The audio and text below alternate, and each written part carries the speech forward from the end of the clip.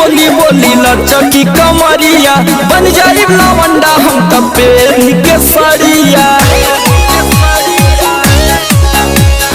जय माता दी बोली बोली लचकी कमरिया बन जाई लवंडा हम त पेरी के सरिया। वैलू बेस वाला डीजे के बढ़ाई के,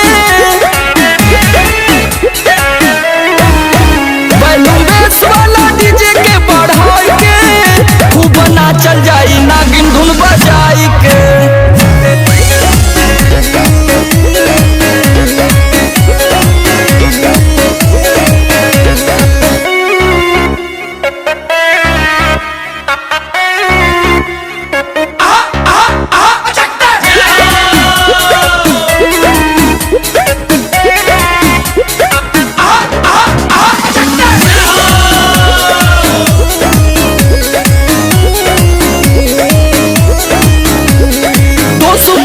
कटी जाई माई के दुआरिया साल भर धारी ना कवनो बेमरिया।